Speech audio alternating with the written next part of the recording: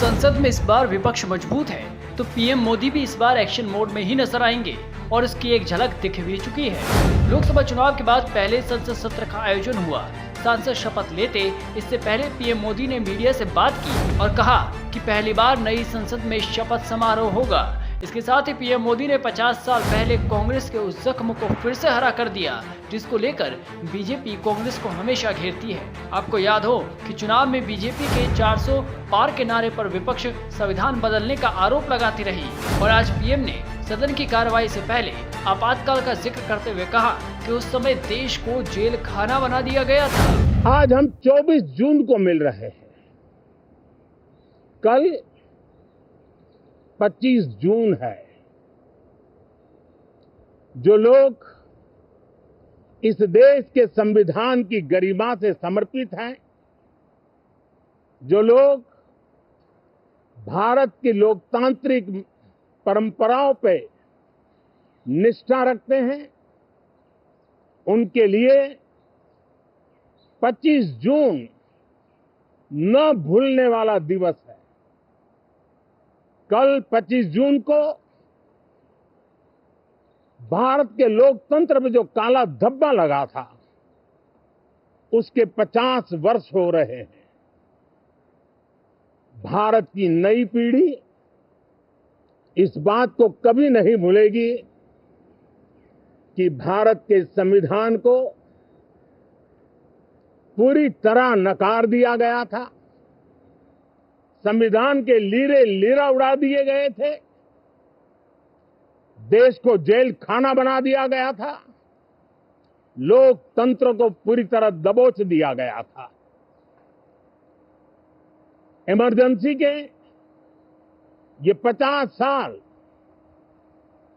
इस संकल्प के हैं कि हम गौरव के साथ हमारे संविधान की रक्षा करते हुए भारत के लोकतांत्रिक परंपराओं की रक्षा करते हुए देशवासी संकल्प लेंगे कि भारत में फिर कभी कोई ऐसी हिम्मत नहीं करेगा। पीएम मोदी ने आगे विपक्ष को लेकर भी अपना बयान दिया और कहा कि देश को अच्छे विपक्ष की आवश्यकता है, देश को स्लोगन नहीं चाहिए। अच्छे कदमों की अपेक्षा रखती है। अब तक जो निराशा मिली है, शायद इस 18वीं लोकसभा में विपक्ष देश के सामान्य नागरिकों की विपक्ष के नाते उनकी भूमिका की अपेक्षा करता है, लोकतंत्र की गरिमा को बनाए रखने की अपेक्षा करता है। मैं आशा करता हूं कि विपक्ष उसमें खरा उतरेगा। साथियों, सदन में सामान्य मानवीय की अपेक्षा रहती है डिबेट की, विजिलेंस की। लोगों को अपेक्षा नहीं है कि नखरे होते रहे, ड्रामा होते रहे, डिस्टर्बेंस होता रहे। लोग सब्सटेंस चाहते हैं, स्लोगन नहीं चाहते हैं।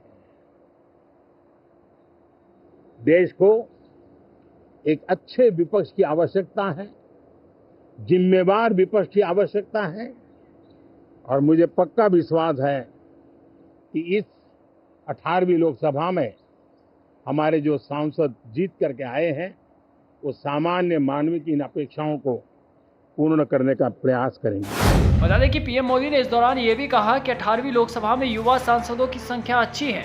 हम जब 18 की बात करते हैं तो भारत की परंपराओं को जो जानते हैं उनको पता है कि हमारे यहाँ 18 का अंक बहुत सात्विक मूल्य है। गीता के 18 उपाध्याय हैं। कर्म, कर्तव्य और करुणा का संदेश हमें वहीं से मिलता है।